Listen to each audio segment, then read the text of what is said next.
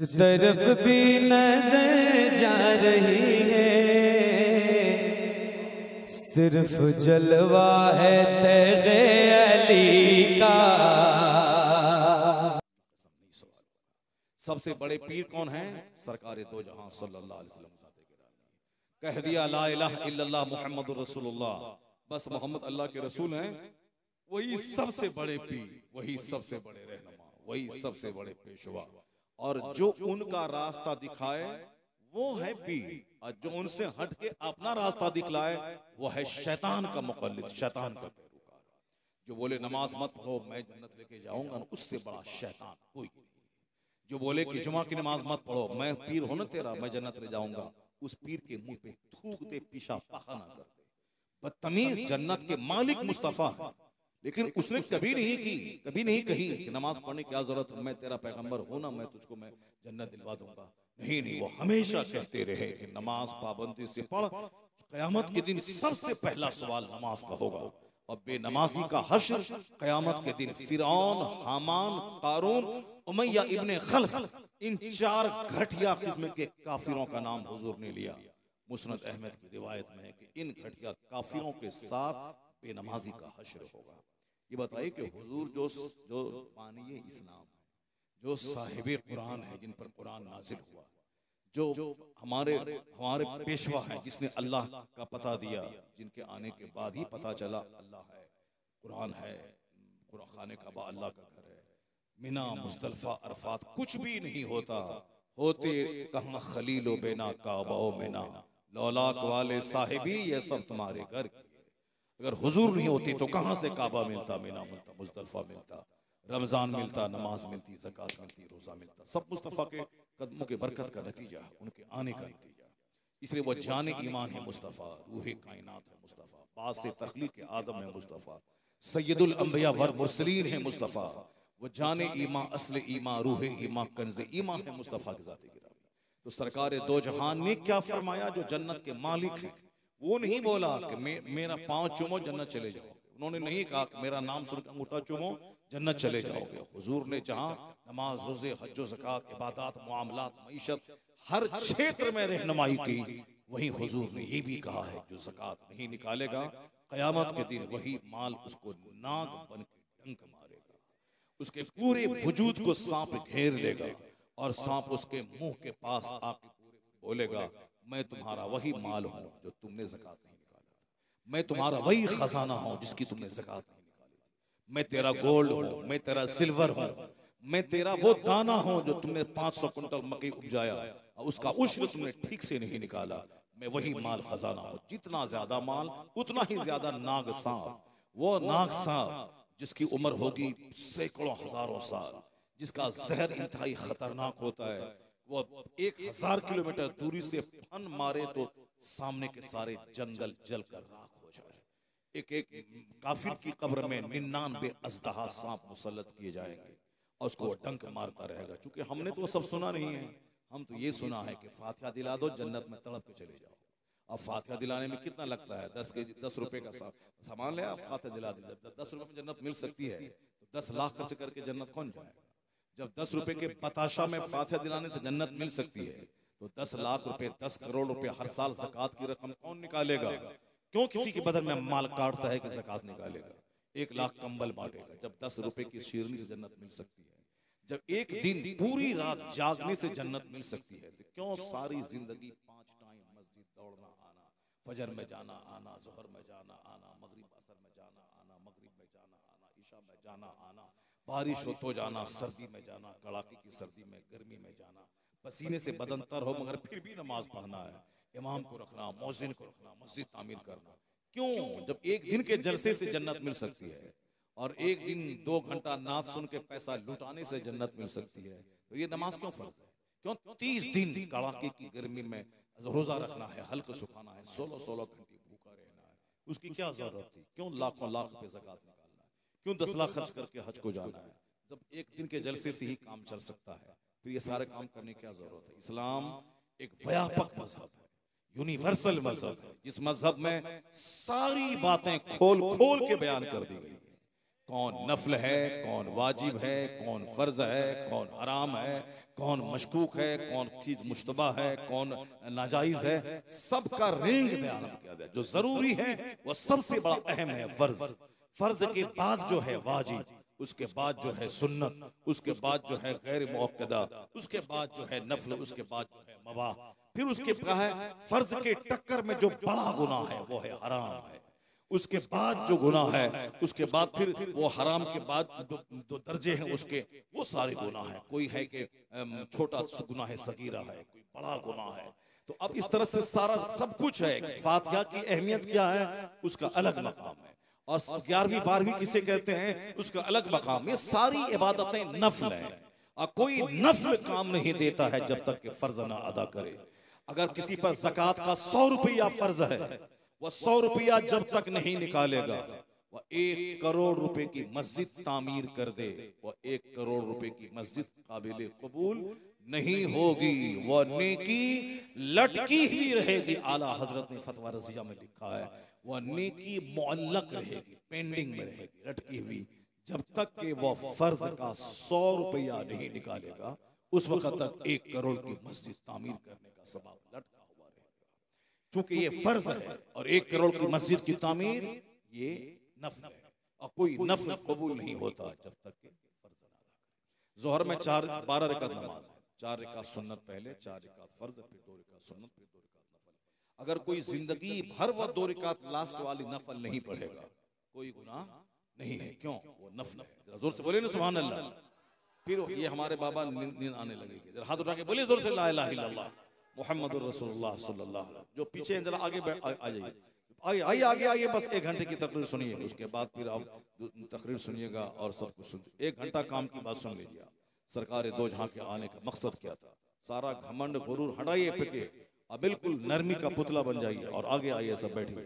जितना माल का, दौलत का और बड़ाई का, खानदान का, खान पठान होने का और साहब मकान, दुकान, गाड़ी, सारा घमंड निकाल दिए सबको।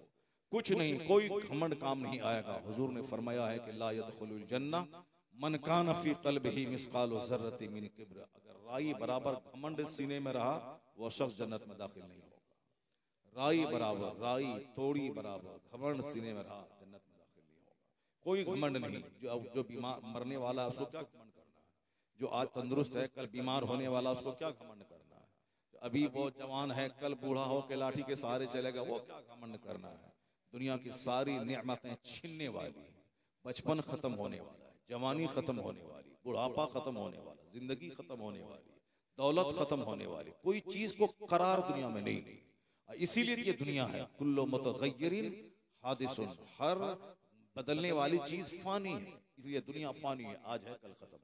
दौलत आज है कल खत्म। बहुत चीखता चिल्लाता था, सीना तान के चलता था, 2-4 साल के बाद कारोबार खत्म हुआ, सड़क पे आ गया, मोबाइल बिक गया, गाड़ी बिक गई, मकान बिक गया, जमीन बिक गई। कोई एक आदमी बीमार घर में पड़ा, बस कैंसर हुआ, जमीन बिक गई, मकान बिक गया, गाड़ी बिक गई, सारे बैलेंस खत्म हो गए, सड़क पे आ गया। क्यों इतराने का? जब दुनिया की कोई चीज एक हालत पर नहीं रहने वाली है तो क्यों इतराने का? इसलिए 5 वक्त की नमाज है कि पेशानी जमीन पे रख दे और बोल के मैं छोटा हूं, अल्लाह अकबर, अल्लाह ही सबसे बड़ा है, अल्लाह ही सबसे बड़ा है। ये इतना बड़ा नारा है कि जो 5 वक्त सर टेकेगा और बोलेगा अल्लाह इज द ग्रेटेस्ट, अल्लाह सबसे बड़ा है, उनके सीने से सारा गुरूर मिट जाएगा। वो अरबों में क्यों ना खेले, 5 टाइम पेशानी को जमीन पे झुका के बोलेगा मालिक ये दौलतें क्या चीज है, मैं तेरा बंदा हूं, तू मेरा आका है। ये दौलतें हकीर सी चीज है, इसका देने वाला तू है। सबसे बड़ी दौलत तूने ईमान की दौलत दिया है। 50 खरब सोना किसी को मिल जाए, वो धनवान नहीं है, और इसलिए कि वो सबसे बड़ा अमीर नहीं है। वो किसी के पास 50,000 टन है, किसी के पास सोने का पहाड़ है दुनिया में, लेकिन इसके पास ईमान की दौलत है, उससे बड़ी कोई दौलत नहीं। अगर एक पल्ले में ईमान रखा जाए, दूसरे पल्ले में दुनिया भर का सारा गोल्ड रखा जाए, तो ईमान के पल्ले का वजन भारी हो जाएगा। चूंकि मकान, दौलत, गाड़ी, छकड़ा सब दुनिया तक ही है। अब मरने के बाद जहां खरबों साल, बेगिनती साल रहना है, वहां सिर्फ ईमान की दौलत काम आएगी। इसलिए जो मोमिन है, अगर ईमान उसके पास है तो फिर वह कभी गरीबी पे आंसू नहीं बहाएगा, रोएगा नहीं कि मेरे पास ये नहीं है, मेरे पास वो नहीं है। ईमान जब तक है तो वह जानेगा कि मुझसे बड़ा धनवान कोई नहीं है, क्योंकि यही दौलत है जो मरने के बाद काम आने वाली। बाकी सारी दौलतें दुनिया में है, मरने के बाद कुछ काम नहीं आएंगी। मरने के बाद सिर्फ ईमान काम आएगा। तो मोमिन का चेहरा कभी मैला नहीं होगा, वह ईंट ढो के खाएगा। मगर वो मुकेश अंबानी के खरबों की दौलत से बड़ी दौलत अल्लाह ने उसको ईमान की दौलत दे दिया। वो हमेशा 5 वक्त मस्जिद में जाके सजदा करेगा और कहेगा, मालिक मैं आग पे भी सजदा करूं तो जो तूने ईमान की नेमत दी है उसका शुक्र अदा मुझसे नहीं हो पाएगा। क्यों नहीं अदा हो पाएगा? मुकेश को दौलत दी है, ईमान नहीं। टाटा बिरला के पास दुनिया की दौलत है, ईमान नहीं है। हिंदुस्तान के प्रधानमंत्री के पास दुनिया की दौलत है मगर ईमान नहीं है। अमेरिका के प्रेसिडेंट जो बाइडन के पास दुनिया की दौलत, कुर्सी है, ईमान नहीं है। तो जिस दौलत से अमेरिका का प्रेसिडेंट महरूम है, हिंदुस्तान का प्रधानमंत्री महरूम है, बिहार का चीफ मिनिस्टर महरूम है, जो दौलत उसके पास नहीं है। और साहब इस गांव का भरतपुर का एक हल जोतने वाला जो साहिब ईमान है, जो सबसे बड़ी दौलत है, वो 5 वक्त मस्जिद में जाके पेशानी को जमीन पे रगड़ के बोलेगा, मालिक तेरा करोड़ों एहसान कि तूने मुझको जो बाइडन जैसा नहीं बनाया, तूने मुझको मोदी जैसा नहीं बनाया, तूने मुझको नीतीश लालू जैसा नहीं बनाया। तेरा एहसान कि तूने मुझको मोमिन बना के मुस्तफा का गुलाम बनाया।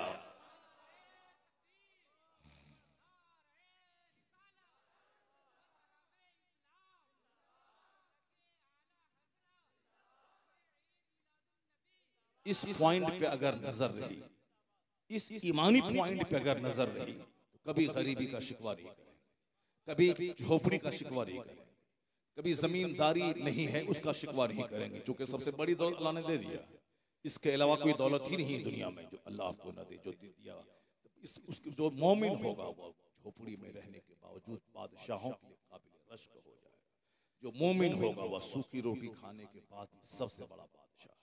जो मोमिन है पैबंद वाला कपड़ा पहनने के बाद भी सबसे बड़ा मालदार आदमी। ये पॉइंट अगर रहे तो कभी बोलेगा हम गरीब हैं, कभी बोलेगा हम मिस्कीन हैं, कभी वो लड़ाई करेगा हुकूमत हिंद से, हम मिस्कीन, हमको रिजर्वेशन दीजिए। नहीं, जब आखिरत की बात दब जाती है, जन्नत की बात पीछे हो जाती है, जब हुजूर की सुन्नतों पे अमल की बरकतें पीछे हो जाती हैं, तब आदमी को रोटी, कपड़ा, मकान बहुत बड़ा डिमांड समझ में आता है। मुझको रोटी चाहिए, मुझको नौकरी चाहिए, नौकरी चाहिए। अगर एक आलिम रब्बानी जान ले कि मैं आलिम, और आलिम कहते किसको हैं, अगर ये पॉइंट उसके दिमाग में आ जाए, वो कभी गुटखा खा के, पान की पिरकी से अपना कपड़ा लाल करके नमाज के टाइम में सड़क पे नहीं टहलेगा। कभी वो नहीं घमंड से दूसरों से बोलेगा कि तुम्हारे पास क्या है, मेरे पास यह नहीं बोलेगा। और वो कभी नहीं बोलेगा कि जिसकी दौलत ही नहीं है तो इल्म के क्या करेंगे, मकान ही नहीं है तो वैसा आलिम बनने से क्या फायदा। आजकल पैसा खोजता है, पैसे वाले के पास लोग आते हैं। मौलाना के पास अगर 1 करोड़ का मकान है तब 10 नेता आएगा। अगर साहब नेता को चंदा दें, हर आने वाले को चाय पान खिलाते रहे, तब 50 आदमी की भीड़ लगी रहेगी। पैसा नहीं है तो बोली साहब वो अशरफिया से पढ़ के मिसबाही रहें कि अजहरी रहें, अगर उसके पास पैसा नहीं है तो कोई घास नहीं डालता है। लोगों का तसव्वुर है, और ये मौलाना साहब भी यही बोलता है कि पैसा नहीं है तो कोई वैल्यू नहीं है। इसलिए जब पहला पैसा हम कमाएंगे तो सबसे पहले एक घर बनाएंगे, कुर्सी लगाएंगे, सोफा लगाएंगे, ताकि 10 आदमी जो मेरा मुक्तदी आएगा वो सोफा पे बैठेगा। अब उसकी जो पढ़ने के ज़माने में बोला था, दिन की खिदमत करेंगे, गांव-गांव घूमेंगे, हुजूर की सुन्नत पे अमल करेंगे, मुफ्ती आज़म हिंद के तर्ज पे 30-30 किलोमीटर दूर पैदल चलेंगे, गांव में पंचायती करेंगे, औरतों को पर्दा डलवाएंगे, नमाज पढ़वाएंगे। जुमा के दिन नमाज नहीं पढ़ेगा उसके खिलाफ बोलेंगे, साहब पूरे नजदी वहाबी देवबंदी के खिलाफ तहरीक छेड़ देंगे, अब आला हजरत के मसलक के लिए जान दे देंगे।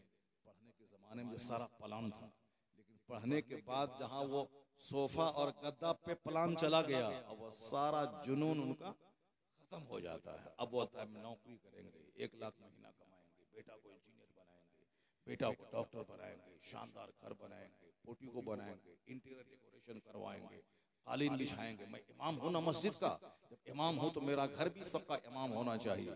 मेरे घर का सारा साजो सामान भी इमाम वाला होना चाहिए, किसी मुक्तदी के पास ना रहे। बताइए, जो सारी एनर्जी इस्लाम की खिदमत के लिए झोंकना चाहता था, अब सारी एनर्जी मकान, दुकान, सामान, नौकरी, बाल बच्चे की शादी, शानदार पहनना, शानदार खाना, बुलेट, पेट्रोल डालना, मोबाइल 25,000 रुपये खरीदना, वॉचर डालना, यानी साहब उसी में सारी एनर्जी खत्म हो गई। इसलिए हुजूर ने कहा था, ला तत्तखिज़ु ज़ैअ फतरखबू फीहा, दुनिया के साजो सामान की खरीदारी के पीछे मत पड़ो, वरना उसके रसिया हो जाओगे, उसके पीछे पागल हो जाओगे, उसी में तेरी सारी तवज्जो चली जाएगी। हुजूर ने कहा था, आयशा मालदारों के पास मत बैठना, वरना तेरा दिल सख्त हो जाएगा। गरीबों के पास बैठना, फकीरों के पास बैठना, दिल नर्म रहेगा। अपने से कमजोरों के पास बैठना, ताकि उनके पास बैठोगे तो माल दौलत का जुनून नहीं चढ़ेगा। चाहे दौलत चाहिए, चाहे झूठ बोल के हो, चाहे नमाज छोड़ के हो, जैसी भी हो, पैसा चाहिए। जब मालदारों के पास बैठोगे तब ये जुनून चढ़ेगा, लेकिन गरीबों के पास बैठोगे तो तुम्हारी जो मौजूदा दौलत है ये बहुत बड़ी नेमत समझ में आएगी। या अल्लाह, तेरा करोड़ों एहसान है कि तूने मुझको वो दौलत दी है जो सामने वाले को नहीं दी है। तेरे पास अगर पाँव रहेगा, चप्पल नहीं रहेगी, तो बोलेगा मालिक चप्पल नहीं है तो क्या हुआ, तूने पाँव तो दिया है कि 30 किलोमीटर दूर में पैदल चल रहा हो। किसी के पास पाँव नहीं है, किसी के पास पाँव है तो एक पाँव टूटा हुआ है, किसी के पास एक हाथ नहीं है, किसी के पास नाक नहीं है, बोलता है नाक उसकी बजती है, सामने वाला हंसता है, मगर आपकी आवाज सुरीली निकल रही है, कोई बोल नहीं पा रहा, जबान में लुकनत है। वो पानी लाने के लिए बोलता है तो साहब वो कैसे कैसे तोतलाता है, लेकिन आप कैंची की तरह जबान चलाते हैं। ये अल्लाह की बड़ी नेमत है, क्योंकि नेमत पे मेरी नजर नहीं रहती है, इसलिए कि हम मालदारों के पास बैठते हैं, दूसरों का मकान देखते हैं। लेकिन जब मैं कभी तुतले को देखूं, गोंगे को देखूं, तब यह नेमत बड़ी नेमत समझ में आएगी। जब मैं किसी हथकटे को देखूं तब यह दोनों हाथ बड़ी नेमत समझ में आएगी। जब मैं किसी गूंगे को देखूं तब यह ज़क़ुव्वत गोयाई बड़ी नेमत समझ में आएगी।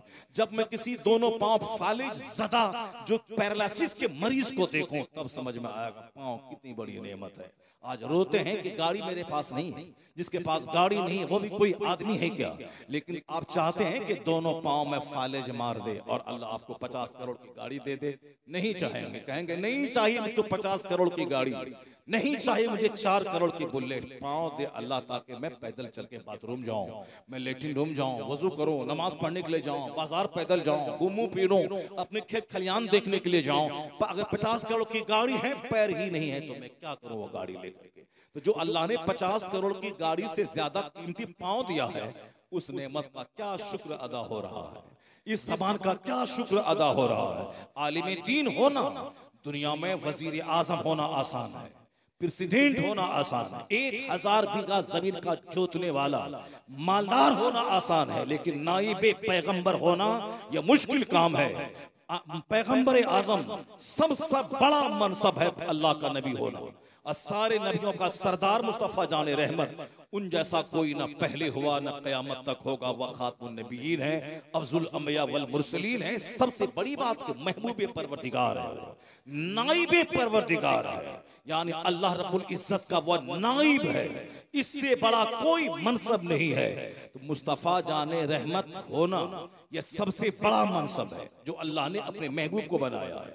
और मुस्तफ़ा जाने रहमत का नाइब होना, मुस्तफ़ा का जवाब नहीं तो मुस्तफ़ा के नाइब का भी कोई जवाब नहीं, तो मुस्तफ़ा का नाइब होना यह इतना बड़ा मनसब है कि 1000 बीघा जमीन का जोतने वाला जमींदार है, 50 फैक्ट्री का मालिक, वह कैपिटलिस्ट इंडस्ट्रियलिस्ट यानी वो बिजनेसमैन है, वो उद्योगपति है, यह जमींदार है, वह बिजनेसमैन है, ये मिनिस्टर है, वह प्राइम मिनिस्टर है, मगर नाइबे पैगंबर नहीं हो सकता वो जो प्रधानमंत्री हो, जो प्रेसिडेंट हो, जो 1000 बीघा जमीन का जोतने वाला हो।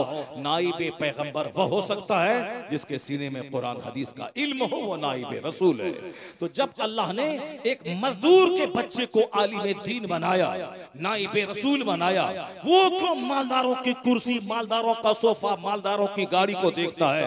वह तो ये कहे कि मेरे रब का करोड़ों एहसान है जिसने मुझको मुस्तफा का नाइब बनाया, नाइब रसूल बनाया है, और नाइब रसूल की दौलत के सामने प्रेसिडेंट की हैसियत नहीं है, 1000 बीघा जमीन के जोतने वाली की हैसियत नहीं है, तो फिर एक मामूली मालदार को देख के क्यों तरसता है कि नमाजें छोड़ के नौकरी मिले, नौकरी चाहिए, 10 लाख रुपए घुस दे के रिश्वत दे के नौकरी मिले, नौकरी चाहिए। इसका मतलब है कि तुमने अपने मनसब को नहीं पहचाना, तुम ना अहल है, और ना अहल को इल्म दीन सिखाना ऐसा है जैसे हुजूर के फरमान की रोशनी में किसी सूअर के गले में हीरे जवाहरात का हार डाल देना। हीरे जवाहरात का हार ये सूअर की गर्दन नहीं है, वो गर्दन है रानियों की गर्दन है, जहां हीरे जवाहरात के हार जाएंगे। अगर कोई सूअर के गले में हीरे का हार डाल दे, उस हार का अपमान है, उस हार की तौहीन है, वह जगह नहीं है वो हार की जो ना अहल को इल्म सिखा दे, ना अहल को इल्म दीन सिखा दे। हुजूर ने फरमाया है ना अहल को इल्म सिखाना ऐसा है ववाज़िउल इल्म इंद गैर अहलिही का मुक़ल्लिदिल खनाज़िर लूलू वज़हब। मुस्तफा कहते हैं ना अहल को इल्म सिखाना ऐसा है जैसे सूअर के गले में हीरे लाल का, हीरे मोती का हार डाल देना। जो वो ना अहल है जो इल्म दीन को बड़ी नेमत नहीं समझता है, वो ना अहल है जो आलिम बनने के बाद भी ये समझता है कि सामने वाला शराबी जो शराब की दुकान कर करके अरबपति बन गया ये मुझसे अच्छा है, वो लॉटरी का टिकट बेच के जुआ खेल के जो मालदार बना वो मुझसे अच्छा है, जो नमाज रोजे हज व ज़कात छोड़ के सिर्फ दाना उपजाना, दाना बेचना, कार मकान करता है वो मुझसे अच्छा है, वो इल्म दीन की तौहीन कर रहा है। आया है किताब में कि जिसको अल्लाह ने कुरान का इल्म दिया और वह ये समझे कि हमसे ज्यादा दौलत उसको मिली है, उसने वो कुरान के इल्म का अपमान किया, कुरान के इल्म की तौहीन उसने की। तो इसलिए इस पॉइंट पे अगर आलिम की नजर रहे कि मैं नाइब रसूल हूं, अगर उसके पास इल्म दीन है, वरना एक आदमी है जो स्कूल कॉलेज में पढ़ा, ना अंग्रेजी जानता है, ना हिंदी जानता है, ना एक जुमला लिखना जानता है, मगर डिग्री है उसके पास, मैट्रिक IAB MA कर लिया।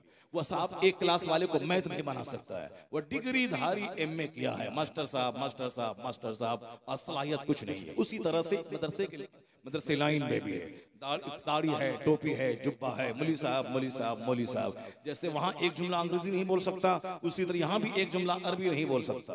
अब वो भी मास्टर साहब हो गए, जिसके घर में चला गया को पढ़ाने के लिए मास्टर साहब हो गया। उसी तरह यहाँ भी जो पढ़ाने अली बा पढ़ाने चला गया वो मौली साहब हो गया, तो मौली साहब हो गया वो मास्टर साहब हो गया। डॉक्टर बनने में लगते हैं, इंटरमीडिएट करने के बाद 5 साल MBBS की डिग्री का आदमी के लिए नीट निकालता है, 15-15 घंटे पढ़ता है, 720 में मार्क्स लाता है, बड़े मेडिकल कॉलेज में एडमिशन होता है, वहां जाके 5 साल का कोर्स करता है, तब MBBS डिग्री लिया, अब डॉक्टर साहब हो गए। अब यहाँ 3 महीना हाजीपुर जाके किसी डॉक्टर के पास रह करके मरहम पट्टी करना है, 2-4-10 बीमारी की दवाई लिख लेना है, चीर फांस सीख लेना है, सलाइन चलाना सीख, डॉक्टर साहब डॉक्टर साहब डॉक्टर साहब डॉक्टर साहब हो गए। ये डॉक्टर MBBS डॉक्टर दोनों में फर्क है। और वो मौलाना जो 20 साल पढ़ता है, फर्राटे से अरबी बोलता है, कुरान हदीस फिक़ह तफसीर सब पे नजर है, वो मौलाना, और जो अलीबा पढ़ाता है वो मौलाना, दोनों में वही फर्क है जो MBBS में और झोला छाप डॉक्टर में फर्क होता है।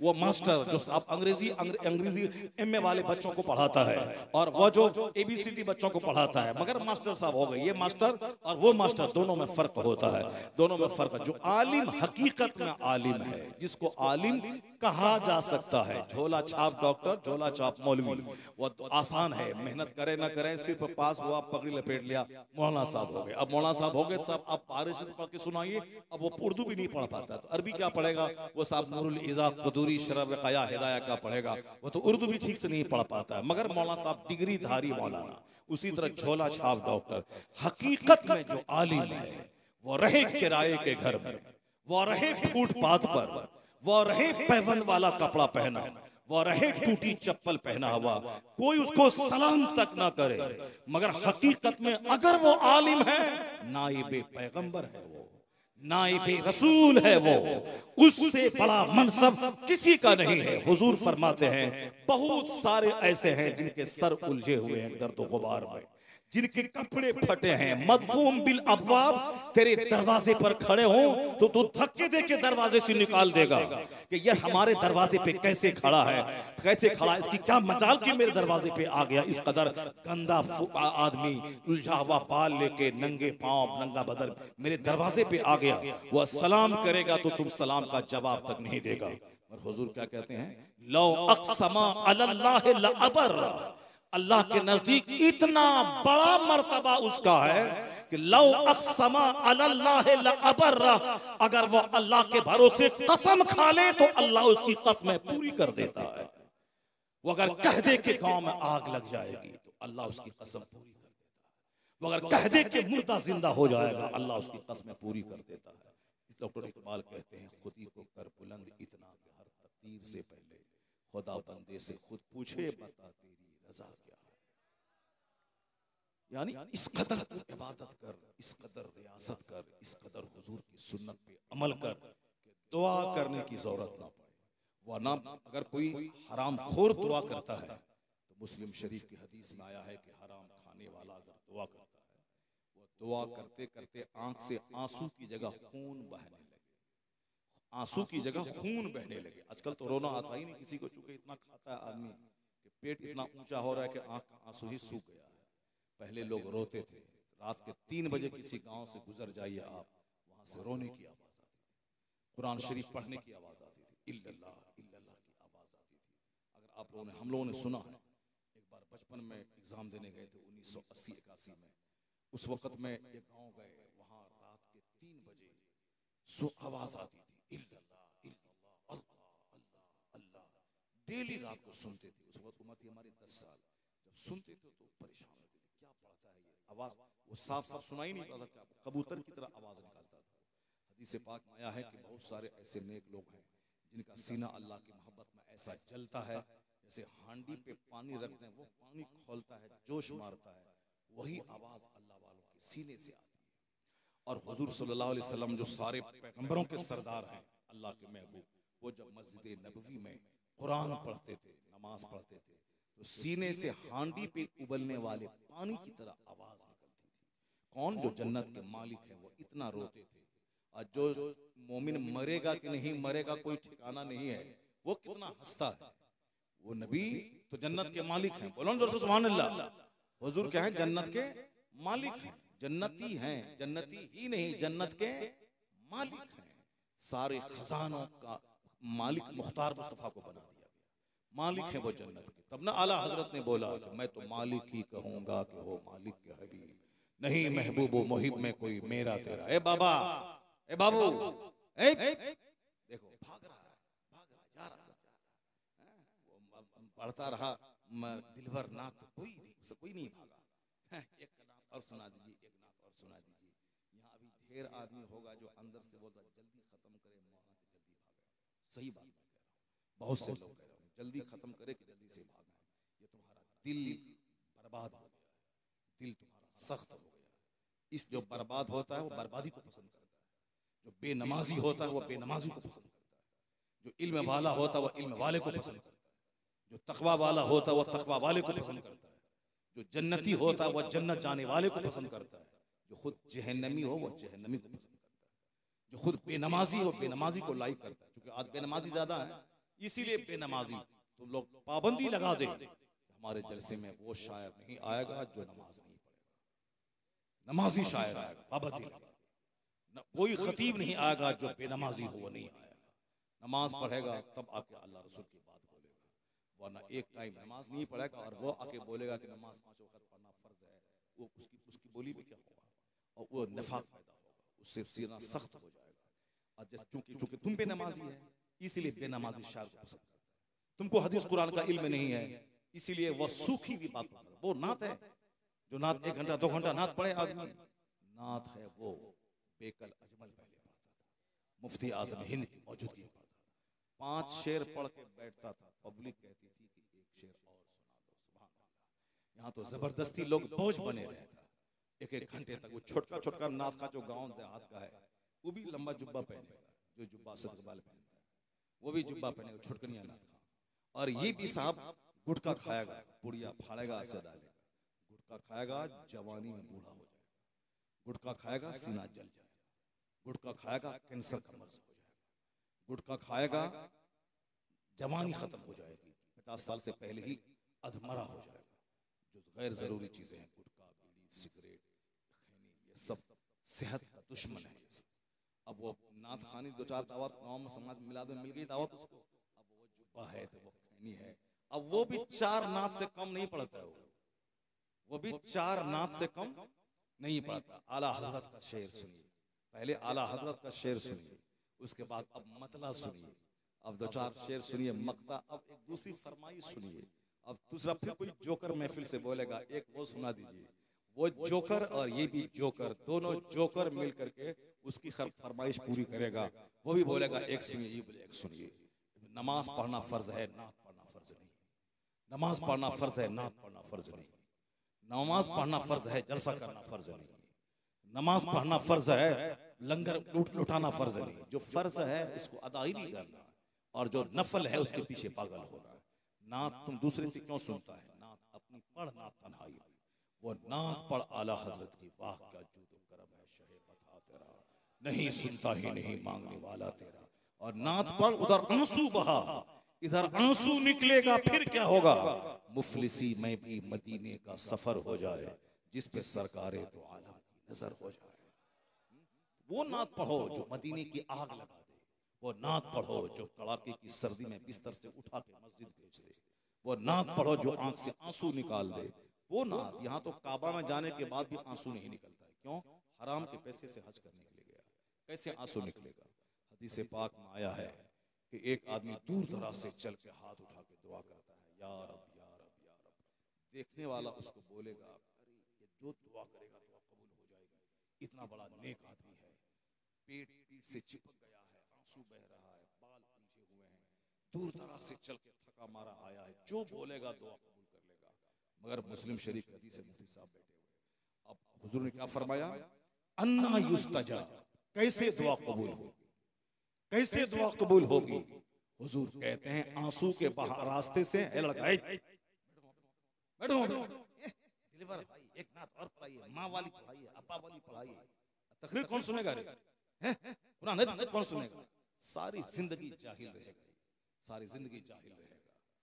खुद बेनमाजी और बेनमाजी का झोला ढोएगा, खुद फैज से महरूम और जो फैज से महरूम है उसका झोला ढोएगा, उसका झोला ढोएगा। जैसा जैसी रूह वैसा फरिश्ता, जैसा बताशा वैसी फातिहा, जैसे ही बताशा वैसे ही फातिहा।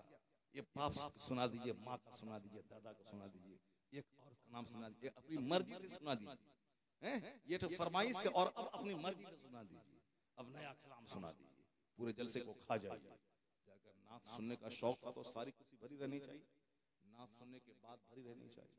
नात सुनो, अब तकरीर सुनो, तकरीर सुनो नहीं, नात उजड़ जाएगा। ईमान जो सीरी में बहुत बड़ी नेमत है, वो दौलत चरमरा जाएगा। ईमान की हिफाजत के लिए आलिमों की ज़ियारत जरूरी, ईमान की हिफाजत के लिए कुरान हदीस सुनना जरूरी, ईमान की हिफाजत के लिए आलिम दीन की सोहबत में चंद लम्हे गुजारना जरूरी। पहले लोग 2-4 दिन आलिमों की सोहबत में गुजारने के लिए आबादी से जाते थे कि वहां उनके पास रहें, उनके पास हदीस सुने। नहीं, अब साहब क्या है कि आलिमों की मौजूदगी में अब कवाली सुन रहा, ना सुन रहा, माँ सुना दीजिए, बाप सुना दीजिए, माँ सुना दीजिए, बाप सुना दीजिए, चूंकि पैसा खर्चा हमने किया, नहीं पैसा खर्चा नहीं सुनाएगा तो पैसा नहीं देंगे, नजराना काट लेंगे। ये सब तमाशा हो रहा है। चलो जैसे तुम वैसे तरह सुनाने वाला, तुमको जाओ जहां पैसा लाओ 30,000, बस अपना काम, गाड़ी, मकान, तुम जाओ, मरो कि तुम जाके बेनमाजी रहो कि जहन्नम जाओ, हमको से क्या मतलब? पैसा लाओ, मेरा काम बना अपना चला, बस हो गया। जैसा जैसी सोच उसकी वैसी सोच तुम्हारी, जैसे उसकी। वरना अगर नात से प्यार है तो नात से हजारों गुना ज्यादा मुस्तफा की बात से प्यार होनी चाहिए, अल्लाह के कलाम कुरान से प्यार होना चाहिए, तब है वो नात, तब है वो महफिल। हाँ, ये देखिए अभी दर में गर्मी आई है, तब सारा सब कुछ लुटा दिया वहां दिलबर पे, और जो बचा हुआ 10 टकिया वाला नोट ये अभी दे रहा, सब लुटा दिया दिलबर पे पूरा। शायर बने में फायदा था, मुखरिर बन गए, शायर बनते तो कम से कम नात पढ़ते और 30-40 हजार पे नजराना भी मिलता, 40,000 छूट, फिर क्या होता 3 दिन के अंदर में साहब कार खरीद लेते, मकान बना लेते, सब बना लेते। इसीलिए आजकल सब नात खा बनना चाहता है, और एक नात से पेट नहीं भरता, 4 नात पढ़ता है। एक नात पढ़, अगर पब्लिक को अच्छी लगी तो सारी पब्लिक खड़ा होकर बोलेगी एक नात और सुना दे। ये होना चाहिए, नहीं बिला वजह चार बोझ बन करके 5 नात 6 नात, आवाज है फटी हुई बांस की तरह चिल्ला रहा है और बोलता है कि साहब ये बहुत बड़ा शायर है, आवाज इतनी सुरीली हो। कभी कभी हम लोग सुनते हैं गांव देहात का बच्चा इतनी खूबसूरत आवाज में नात पढ़ता है कि दिल मचल जाता है, देखने का मन तेरा चेहरा मन जाता है, कैसा लगता नात पढ़ा था साहब, वहां फटी हुई नात। अब सारा क्रेडिट उस माइक वाले पे जाता है, तुम एक करो, ऐसे करो, बेस ठीक करो, बेस ठीक करो और साउंड डालो, ई को बढ़ाओ, थोड़ा सा यू को कम कर दो, यू को बढ़ा दो। अब वो जो कलवा है वहां का गुजरात का जो आता है, वो पैर के नीचे रखता है वो मशीन, ऐसे दबाया पूरा चल रहा है, पैसे की बारिश कर रही है, पैसे की बारिश लोग कर रहा है। ये सब क्या ड्रामा कर रहा है जलसा जुलूस में, क्या सब ड्रामा हो रहा है। अपना साउंड लेकर आना, पैर वहां दबाना, ऐसे दबाना, पूरा हंगामा खड़ा करना। उसको बोले कि माइक से हट के तुम नात पढ़ो, माइक से हट के नात पढ़ो। पहले किसी को टेस्ट करना हो तो यूट्यूब मत देखो, पहले उनको बोलो कि 1 लाख नजर ना देंगे, पहले तुम बगैर नात के, बगैर माइक उनको नात सुनाओ पहले। अब बगैर माइक के नात पढ़ के मोबाइल में व्हाट्सएप करो, तब हम सिलेक्शन करेंगे, तब फिर समझ में आ जाएगा कौन कितने पानी में है। बगैर माइक के जहाँ पढ़ेगा तो पढ़ ही नहीं पाएगा। जैसे फिल्म की हीरोइन के बारे में एक बार स्टेटस आया था कि फिल्म की हीरोइन को अगर आप आम दिनों में देख लें तो चेहरे पे थूकने का मन करेगा।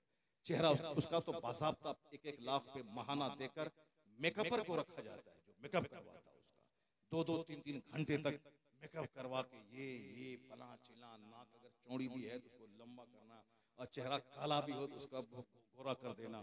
वो सब करने वाला उसका बाज़ाब्ता टीम चलती है उसकी, 4 घंटे तक मेकअप करवा, तब वो स्टेज पर आकर के वो स्टूडियो में अदाकारी करती है, तो उसी की फिल्म बनाई है। तो बड़ी खूबसूरत हीरोइन है, तो उसको अपनी असल हालत में जब वह सो के उठती है उस हालत में देख ले तो कोई उसका नाम तक नहीं ले, थूक दे उसके चेहरे पे, ऐसा होता है। उसी तरीके से ये गवैया किस्म का आदमी होता है, वो कमाल उसका होता है, वो इको साउंड का, और उससे हट के वो गा ले, फिर समझ लें क्या हो। तो हमारे उलमा है जो जुमा के दिन बगैर किसी माइक के 1-1 घंटे तक खिताब करता है, और जब खिताब करता है तो लगता है जैसे कौम का कोई कमांडर इन चीफ है जो फौज को ललकार रहा हो, एक बादशाह है जो कौम को खिताब करता है। ये हमारे मौलाना है जो बगैर माइक के मिलाद करते हैं, ये हमारे मौलाना है जो बगैर माइक के खिताब करते हैं, बगैर माइक को हटा दे कि यहाँ से वहां तक आवाज जाएगी और लोग हदीस कुरान सुनेंगे। इसलिए दिल नेक बनाओ तो फिर नेक आदमी को पसंद करने लगोगे, और जब तक ये बिगड़ा हुआ है, बिगड़ा हुआ आदमी ही पसंद करेगा। और जिस दिन ये सुधर गया, नहीं वो सब बेकार की बात है, हटाओ, मुस्तफा की हदीस सुनाओ। जहाँ हदीस सुनेगा आग लगेगी, रात भर नमाज के सजदे में मचलता रहेगा। अभी वो शौक नहीं पैदा हुआ है, तकरीर की लज्जत नहीं मिली है, इसीलिए तकरीर की महफिलें उजड़ गई, आलिम की इज्जत खत्म हो गई। चूंकि आप बोलते हैं हमको टोका टोकी करता है, ये हमको बोलता है ये करो ये मत करो, कौन सुनेगा इस जमाने में। सुनो, गलत रिपोर्ट है कि शराब सबसे ज्यादा मुसलमान पीता है, गलत रिपोर्ट। जो भी रिपोर्ट देता है ये सबसे बड़ा बदतमीज बेहुदा है वो। बस अब बता, आपका इतना बड़ा गांव, हम पूरी दुनिया की बात छोड़िए, आपका गांव क्या नाम है इसका? भागवतपुर। ये भागवतपुर को ले लीजिए, भागवतपुर में कितनी आबादी है, कितने मुसलमान? बोलिए 250 की आबादी, ठीक है, 200 आदमी हम मान लेते हैं। 200 में कितने शराबी हैं जिसको सारा बच्चा जानता है कि शराबी है? कितने लोग हैं? चोरी छुपे कहीं पी लेना बाहर अलग चीज है, मगर शराबी नाम से मशहूर हो, शराब पीता है, कोई आदमी है? कोई नहीं मिलेगा। इसी से अंदाजा लगा लें 200 घर की आबादी में कोई ओपन शराब पीने वाला आपको नहीं मिलेगा। इस यही हाल पूरी दुनिया का है। ओपन, बगल में काफिरों का मोहल्ला है, वहां चले जाए, पूछें कि कितना आदमी जो ताड़ी शराब पी करके रात में घूमता रहता है और इधर उधर उलटता रहता है, वह एक तरफ से गिना देगा, रमेश, उमेश, मुकेश, परेश, सब गुना देगा, वो गिना देगा। ये देखिए वो साइकिल चलाएगा ऐसे और वैसे, ये बोलेगा ये साला शराब पी के नाच रहा है, वही बोलेगा ये रमेशवा का बेटा उमेशवा ये शराब पी रहा है, वो शराब पी। 100 घर की आबादी है, 50 शराबी मिल जाएगा। संथाल का घर है 100, वहां 10 शराबी मिल जाएगा।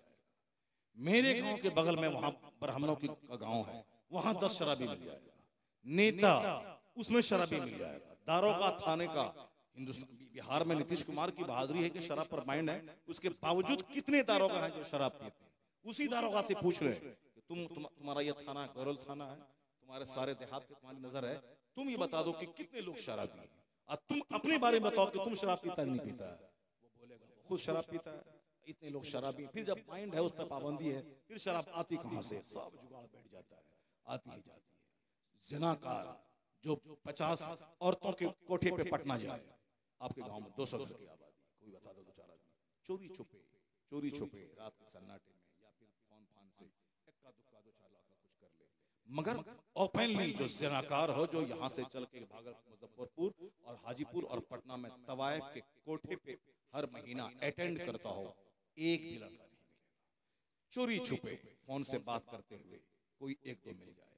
तुमने कभी सोचा जिनाकारी का गिराफ काफिरों में ज्यादा है, शराब का गिराफ काफिरों में ज्यादा। क्यों? इसलिए कि उन काफिरों में कोई टोकने वाला नहीं है। ये हराम है, ये हलाल है, ये जायज है, ये नाजायज है, ये लीगल है, ये इलीगल है। हर जुमा के दिन कंपलसरीली उसके यहाँ कोई महफिल नहीं है कि हर संडे को या सैटरडे को सारे लोग जमा होंगे। सारे गांव में जितना आदमी ब्राह्मण राजपूत है, जितना संथाल है, सब यहाँ मंदिर में जमा होगा और एक पुजारी उसका होगा, वो सबको बता उपदेश देगा, ऐसे जीना है, ऐसे नहीं जीना है, ऐसे मरना है, ऐसे खाना है, ऐसे नहाना है। पूरी दुनिया में ना क्रिश्चियन है ना यहूदी है, क्रिश्चियन संडे को जमा होते हैं। कोई आया कोई नहीं आया, और आया भी तो कोई ढोल बजाया, चीखा चिल्लाया, खूब गला फाड़ा, चीखा चिल्लाया, रिलैक्स फील हो गया, चला गया। पूरी दुनिया में सिर्फ एक इबादत गाह मस्जिद मिलेगी जहां जुमा के दिन जिस तरह अजान जरूरी है, उसी तरह जुमा के दिन तकरीर जरूरी है। बगैर वजू के नमाज नहीं होती, उसी तरह बगैर जुमा के खुतबे के जुमा की नमाज नहीं होती। जुमा की नमाज के साथ शर्त है तकरीर, जिसको हम खुतबा कहते हैं। इन्नल्लाह यअमुरु बिल अदल वल इहसान व इताइ ज़िल कुर्बा व यनहा अनिल फ़हशाइ वल मुनकर वल बग़य यइज़ुकुम लअल्लकुम तज़क्करून। हर जुमा के दिन खुतबे में यह आयत पढ़ी जाती, बेशक अल्लाह तुम्हें हुक्म देता है अदल करने का, एहसान करने का, रिश्तेदारों को देने का। अल्लाह तुम्हें मना करता है बेहयाई से, फहश बातों से, घमंड और गुरूर से, फहश बातों से, हयाई से, तमाम मुनकरात से तुमको अल्लाह मना करता है।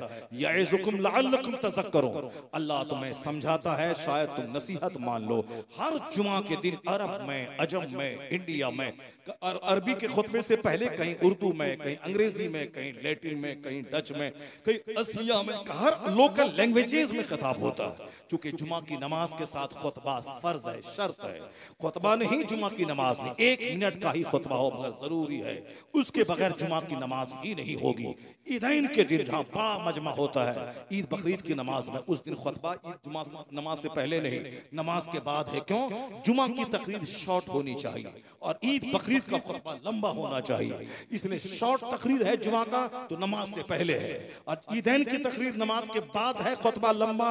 चूंकि नमाज हो गई, अब एक लंबा खिताब, साल में 2 दिन ईदगाह आना है, इतनी लंबी तकरीर हो कि साल भर उस तकरीर का असर सीने में महसूस किया जाए।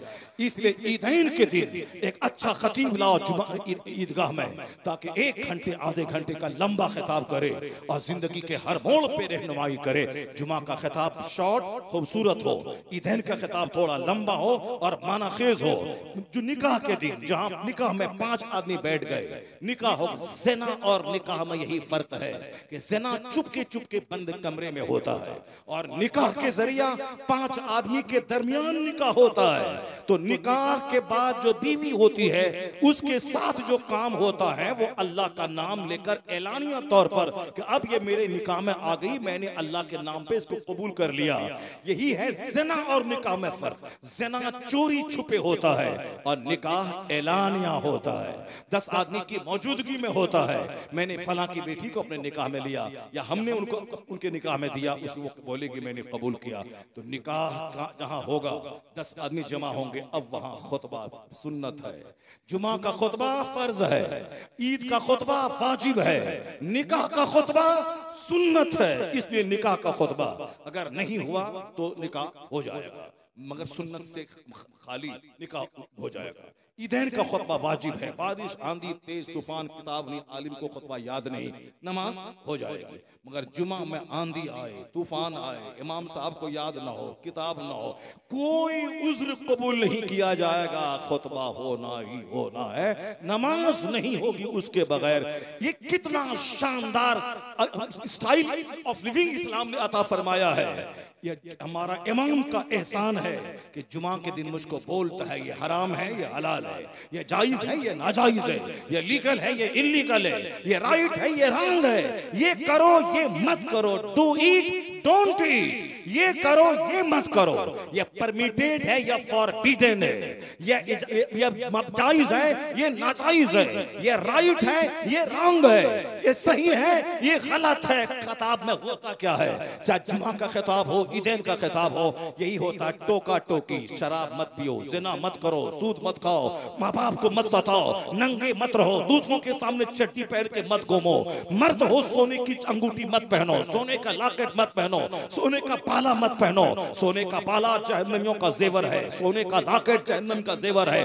काफिरों की तरह मत जियो, काफिरों की तरह बाल मत रखो, जोकर की तरह चारों तरफ से मूंड के बीच में मुर्ग कट मत रखो, उनकी तरह चड्डी मत पहनो, जींस टी शर्ट पहन के दुपट्टा हटा के तुम्हारी बेटियां नहीं चले, वरना औरत नापाक होगी, उनका बच्चा महा नापाक होगा, औरत ज़िनाकार होगी, उसकी औलाद महा ज़िनाकार हो जाएगी। तेरी औरतें ऐसे रहें, तेरे मर्द ऐसे रहें। ये जो जुमा का खिताब है, टोकने वाला, हमें गुनाहों से रोकने वाला, ये एहसान इन आलिम का है, ये एहसान इस्लाम का है, जो जुमा और ईदैन का खिताब टोका टोकी वाजो नसीहत करके मुझको कंट्रोल में रखने का पैगाम देता है। जहां खिताब नहीं है वहां शराब ज़िना आम है, जहां जुमा का खिताब है उसके मुकाबले में शराब भी कम है, ज़िना भी कम है, क्योंकि यहां टोकने वाला आलिम दीन मौजूद है। ये एहसान है आलिमों का, जो हमें जुमा के दिन वास करता है, जो हमें खुतबे निकाह में हमें अल्लाह से डरने की बात बोलता है, जो हमें ईदैन के खिताब में जीने का एक सलीका अता करता है। ये एहसान इन उलमा का। आलिमों से दूर रहने वालों, इनका अगर जिस दिन ये जुमा का खिताब बंद हो जाए, जिस दिन ये आलिम नहीं रहे हैं, जिस दिन ये तकरीर में हराम और हलाल की बात करके मुझको नहीं रोकें, उस दिन मेरे समाज में भी 50 तवाइफ के कोठे पर अटेंड करने वाला मिलेगा। हमारे समाज में हर आदमी शराबी मिलेगा, हमारे समाज का हर आदमी सूदखोर मिलेगा। समाज में 2 आदमी सूद खाता है, सारा गांव उसको हिकारत की निगाह से देखता है। जुमा के दिन जब इमाम बोलता है सूद खाना ऐसा है जैसे अपनी माँ से ज़िना करना, जो सूदखोर होता है उसका चेहरा काला छोटा हो जाता है, समाज के सारे लोग उसकी तरफ देखने लगते हैं। यह बात कहीं नहीं है, न क्रिश्चियनिटी में है, न जूस में है, न हिंदुइज्म में है, न जैनिज्म में है, कहीं नहीं है। ये तो इस्लाम ने जुमा की नमाज में खुतबा शर्त करके ये हमारे दिल की जिंदगी का सामान किया है कि आज जुमा के दिन नसीहत का पानी पड़ा। अभी जो आपकी कैफियत है, ये कैफियत 2 दिन के बाद नहीं रहेगी, क्योंकि तकरीर सुनते वक्त में आदमी का दिल पसीज जाता है, नरम हो जाता है, और जब धीरे धीरे बाल बच्चों के बीच में वह जाता है तो ये सारी बातें उनके दिमाग से निकलने लगती हैं। जब निकलने लगती हैं तो धीरे धीरे आलिम से दूर, मदरसा से दूर, फिर वह काफिरों की तरह पैसा कमाना, खाना पीना, सारी तवज्जो उसी में वो लगा देता है। भूल जाता है कि पैसा चाहिए, मगर कहाँ से चाहिए, कुछ नहीं, हराम हलाल जहाँ से हो सिर्फ पैसा चाहिए। नसीहत का पानी 1 हफ्ते में जहाँ उतरने लगता है, अगले जुमा को फिर इस्लाम कहता है नसीहत का पानी चढ़ा दे कि 1 हफ्ते में जहां दूरी हुई खिताब से और जहां दिल सूखने लगा कि अब यहां मर जाएगा दिल, जैसे खेत सूखा फसल ना होगी, दोबारा पानी पड़ता है फिर फसल लहलहाने लगती है, उसी तरह 1 जुमा को दिल जो जिंदगी हासिल की, अब 2-4 दिन के बाद जहां दिल का खेत सूखने लगा, इस्लाम चाहता है फिर 7 दिन के बाद जुमा के दिन नसीहत का पानी चढ़ा दिया जाए ताकि दिल मरने से बचता रहे। इसी हाल में मौत आ जाएगी, बंदा मर जाएगा। जहां 5-6 दिन के अंदर में दिल सूखने लगा, अगले जुमा की तकरीर उसके दिल को जिंदा कर देगी। ये नसीहत है। आल्हा रुदल की कहानी की महफिल खत्म हो गई। एक अल्हारुद्दल की कहानी गाँव आपके यहाँ भी होती होगी, हमारे यहाँ भी होती थी 50 साल पहले। एक आदमी ढोलक लेके बैठता था, राजा रानी की कहानी बोलता था, अकबर बिरबल की कहानी बोलता था। आज भी गैर मुस्लिम हिंदुओं के यहाँ है, वो लोग भी चतार गाते हैं। और आज भी गर्मी के दिनों में सब घर से बाहर बैठ करते हैं, एक लोग आदमी बुलाता है, वो राम कथा के नाम पर ढोल लिया बजा, एक राजा था एक रानी थी, कथा कहानी, वो कहानी बोलता है, उसके यहाँ कहानीकार है। हमारे यहाँ बहुत सारे मुखर्रिर हैं जो सिर्फ कहानी ही बोलते हैं, नमक मिर्च लगा लगा के एक कहानी को 1 घंटे बोला, वमा इल्ल बलाग, पैसा खत्म, तम खेल खत्म, पैसा हजम, अपना चला गया। न हदीस पढ़ा, न कुरान पढ़ा, न वाज़ नसीहत की, न लोगों को समझाया, बस एक कहानी सुनाया, रोला दिया, अपना धमाल मचा के चल दिया। कहानी, वो कहानीकार, कथाकार उसको हिंदी में बोलते हैं, स्टोरी टेलर। जब हजरत मौला अली रज़ी अल्लाह तआला अन्हु कूफा आए थे, तो जितने लोगों का मेंबर बिछता था कहानी कहने वालों का, सबका मेंबर उठवा दिया, कोई नहीं वाज करेगा। एक मेंबर था हजरत हसन बसरी का। हसन बसरी रज़ी अल्लाह तआला अन्हु की महफिल में मौला अली गए, जब उनका आवाज सुना, कहा तुम्हारा मेंबर रहेगा, तुम्हारा मेंबर नहीं उठाया जाएगा। सुभान अल्लाह। आपकी तवज्जो है कि नहीं है? खत्म कर दें हैं? अगर तवज्जो नहीं है तो क्यों बिला वजह हम आजान दें जंगल में? माशाअल्लाह, आप तो नेक लोग हैं, नेक लोग हैं, नेक लोग बात सुने, वरना वो गुटका खोर था, सब चला गया, गुटका खोर सब चला गया। अभी परसों हम दरभंगा में थे, परसों दरभंगा में थे, और अब तकरीर कर रहे हैं, सब लोग सुन रहे हैं, माशाल्लाह बहुत बड़ा मजमा। मगर हाल वही था, शुरू में नाच खानी सब हो गया, और हमको दिया रात के 1 बजे दिया, वहाँ 3 घंटे लपेट के रखे सबको, बैठो तकरीर सुनो। और अल्हम्दुलिल्लाह सब सुने, सारे लोग सुने। और एक नाच पढ़ने वाला था, वो सुना थोड़ी, बोला हम खाने के लिए जा रहे हैं, चला गया खाने के बहाना, बहुत देर से बैठे, चला गया। और जब वहाँ खाना खा के 1 घंटा के बाद आया, बैठा, अब बैठते ही मोबाइल शुरू कर दिया, बैठते ही मोबाइल शुरू कर दिया, ऐसे करना शुरू कर, ऐसे जैसे ऐसे करता है, ऐसे खचाड़ता रहता है, ऐसे। क्या हुआ भाई साहब, क्या हुआ? जिसको जाना है जाने दो, क्या लगा हुआ है? या फिर खत्म कर रहा है तो बोलो खत्म कर देते हैं, क्या लगा हुआ है? अब अपनी एनर्जी बची रहेगी, अपना दूसरे कल काम आएगा, कल काम आएगा। और अब गौर से सुनिए, वो आया, कमरे से आया, कमरे में 1 घंटा गुजार के वो आया, मोबाइल चलाना था, तुम कमरे में चलाते, फिर यहाँ आके बैठ के मोबाइल चलाना शुरू कर दिया। मैंने सारे देखिए, कमरे से आया, मोबाइल चलाने के लिए स्टेज पर आया, इसको मोबाइल चलाना था तो कमरे ही में रहता, यहाँ क्यों आया? यहाँ आया, वो बैठ के तकरीर सुननी चाहिए, वो आने के बाद ऐसे शुरू कर दिया हुआ, ऐसे। आजकल ये शुरू हो गया ऐसे। हुजूर ने फरमाया एक जमाना ऐसा आएगा अक्सर लोग पागल हो जाएंगे, अक्सर लोग क़यामत के करीब। हुजूर ने कहा अगर हुजूर की बात नहीं मानेगा तो काफिर हो जाएगा सीधे, इसलिए ऐ मत करना। हुजूर ने कहा है, हुजूर ने फरमाया आखिर जमाने में अक्सर लोग पागल हो जाएंगे, सरकार की बात जहां आए फौरन सरेंडर कर जाए। ऐ करेगा ईमान खत्म, निकाह वाला है तो बीवी निकाह से निकलेगी, सारी जिंदगी ज़िनाकारी होगी, सारे बच्चे हरामी पैदा होंगे। इसलिए मोमिन होने के नाते नेता की बात बोलो तो बोल दोगा गलत बोल रहा है, दूसरा आदमी कोई बोले बोलो हाँ झूठ बोल रहा है, मगर आलिम अगर हदीस कुरान पढ़ रहा है, वो अगर बोला के झूठ बोल रहा है तो गया काम से। इसीलिए आलिम से मोहब्बत फर्ज है, क्योंकि मोहब्बत अगर नहीं करेगा तो वो कुरान बोलेगा अल्लाह फरमाता है, वो दुश्मनी में बोलेगा झूठ बोलता है, दुश्मनी में बोलेगा कि झूठ बोल रहा है। अगर बोला कि झूठ बोला तो सीधे काफिर हो जाएगा, क्योंकि अल्लाह के कलाम को झुठलाने वाला हो जाएगा, काफिर हो। इसीलिए आलिम से सोच समझ के बात करना चाहिए, मोहब्बत करना चाहिए, ताकि उनकी जो कुरान हदीस की बातें हों उसमें कभी वो सर को फेरे नहीं और उस दुश्मनी में कुफ्र ना बच जाए। नेताओं से नफरत करो चलेगा, क्रिकेटर से नफरत करो चलेगा, ईमान उससे वाबस्ता नहीं है, लेकिन आलिम से नफरत किया बहुत बुरा होगा। गरीब नवाज फरमाते हैं एक शख्स का इंतकाल हुआ, घर के सारे लोगों ने उसका चेहरा किबला की तरफ घुमाना चाहा, मगर घुमाता था फिर जाता था, फिर घुमाता था फिर चेहरा फिर जाता था। जब लोग थक गए एक आवाज सुनाई दी गैब से, कितना घुमाओगे, जितना घुमाओगे इनका चेहरा किबला की तरफ नहीं होगा। चूंकि ये शख्स जिंदगी में जब भी आलिम को देखता था नफरत से अपना चेहरा मोड़ लेता था, उसी की सजा है कि इनके चेहरे को अब किबला की तरफ से फेर दिया गया, ये सजा है उसकी। दूसरों से नफरत चलेगा, जो आलिम है नफरत किया वो जुमा के दिन तकरीर करेगा, वो बोलेगा अल्लाह ने ये कहा, अब वो दुश्मनी में बोलेगा कि मौलवी साहब झूठ बोल रहा है। जहां बोला कि सीधे ईमान खत्म, ईमान खत्म, निकाह खत्म, निकाह खत्म, अब उनकी बीवी अजनबी औरत की तरह हो गई। इसीलिए आखिर जमाने में हया खत्म हो जाएगा। हया जहां खत्म हो समाज में, हया जहां है मजलिस का अदब, आलिम का अदब, माँ बाप का अदब।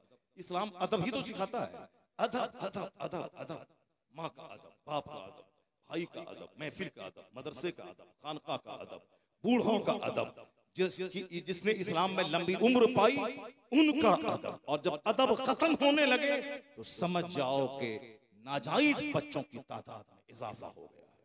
क्योंकि जब बच्चे की बुनियाद में खता होती है तब बेहयाई बेशर्मी उसके अंदर होती है। इमाम आजम के सामने एक लड़का ढठाई के साथ आया और गेंद लिया चला गया। 3-4 बच्चे गेंद खेले, 2-3 बच्चे गली में भाग गए। इमाम के सामने गेंद है, कौन लेने जाएगा? करोड़ों हनफियों के इमाम आजम के सामने एक बच्चा आया ढटाई से, गेंद लिया चला गया। इमाम आजम ने क्या फरमाया?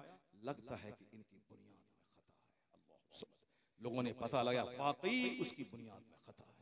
इसलिए कि क्यों? इनकी बेहयाई, इनकी ढटाई। अरे क्या होगा, हम जाते देखते ना, यानी इमाम का अदब, करोड़ों हनफियों का इमाम था, और वो ढटाई से उनकी बेहयाई बताती है कि बुनियाद में खता है। अखीर जमाने में न बूढ़ों का एहतराम, न बाप का एहतराम, न मस्जिद का एहतराम, न जलसे का एहतराम, न हदीस कुरान का एहतराम। एहतराम जहाँ घटा समझ जाए, बेहयाई बढ़ गई है। बेहयाई जहाँ नबी की गुस्ताखी बढ़ने लगे दुनिया में, समझ जाए कि हरामी बच्चों की तादाद में इजाफा हो गया है। चूंकि मुस्तफा की शान इतनी बुलंद है कि जिसका एहसान सब पर है, अमीर गरीब, काला गोरा, अरबी अजमी, सब पर मुस्तफा का एहसान है। आदमी है, मुस्तफा की बदौलत आदमी है। अगर दुनिया में कहीं बेवाओं को सम्मान मिल रहा है, एहसान मुस्तफा जाने रहमत का है। आज दुनिया में अगर इल्म का गलगला है, एहसान मुस्तफा जाने रहमत का है। अगर दुनिया में डेमोक्रेसी है तो एहसान मुस्तफा जाने रहमत का है। अगर आज गरीबों को भी पढ़ने का हक मिला है, एहसान मुस्तफा जाने रहमत का है। हुजूर की आमद से पहले इल्म सिर्फ राजाओं के घर में महदूद था, लेकिन आज आम गरीब अमीर फकीर सब पढ़ रहा है, क्योंकि हुजूर ने इल्म को आम बनाया है। मालदारों के घर से खींच के कहा हर मुसलमान मर्द औरत पर इल्म हासिल करना फर्ज है।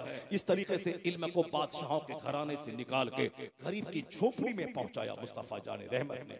वरना इसी हिंदुस्तान में राजपूत ब्राह्मण पढ़ते थे और बड़ी बड़ी नौकरियों में ब्राह्मण रहा करते थे, लेकिन आज चमार का बच्चा, संथाल का बच्चा, यानी गरीब से गरीब तर का बच्चा, दलितों का बच्चा ऊंचे ऊंचे पोस्ट पे है। कहीं सीएम है, कहीं डीएम है, कहीं ब्लॉक डेवलपमेंट ऑफिसर है। तो जो सिर्फ राजपूत और ब्राह्मण के घर की लौंडी थी शिक्षा, वो आज इन संतानों के घर में किसने पहुंचाया? गरीबों के घर में किसने पहुंचाया? और आज हमारे बच्चे इल्म हासिल करें, अमेरिका, यूरोप, चाइना, जापान जाते हैं, जहां कहीं जाओ मगर इल्म हासिल करो। यह पैगाम किसने दिया? हुजूर कहते हैं उतलबुल इल्म वलो काना बिस्सीन। हदीस पाक में आया है, ज़ईफ हदीस भी फजीलत में कवी होती है। क्या कहा गया? इल्म हासिल करो चाहे चाइना क्यों ना जाना पड़े, मतलब चाहे जितना भी दूर जाना पड़े जाओ, मगर इल्म हासिल करो। इल्म हासिल करने की कोई आयु सीमा नहीं है, यानी इतने उम्र तक इल्म हासिल करना, इतने उम्र के बाद कमाना खाना है। जो आज दुनिया में लोग कहते हैं एडल्ट एजुकेशन, वृद्ध शिक्षा, तालीम बालिगा, बालिग लोग पढ़ें, बूढ़े लोग पढ़ें, सब पढ़ें, पढ़ने के बाद आदमियत आएगी। हुजूर ने कहा था उतलबुल इल्म मिनल महदी इला लहद, obtain knowledge from the cradle to the grave. मां की गोद से लेके कब्र की गोद तक इल्म हासिल करो। अगर आज दुनिया में एडल्ट एजुकेशन है तो एहसान मुस्तफा जाने रहमत का है। अगर सर्व शिक्षा अभियान, हर घर में तालीम हर आदमी पढ़ेगा, यह एहसान मुस्तफा जाने रहमत का है। आज अगर काफिरों की बेटियां जिनका शौहर मर गया, उनकी शादी हो रही है, बेवाओं के हाथ मेहंदी से रंगे जा रहे हैं, तो एहसान मुस्तफा का है। इसे सब बेवाओं को डाइन माना जाता था, कातिल माना जाता था, मगर हुजूर आए 25 साल की जवानी में 40 साल बेवा खातून जनाब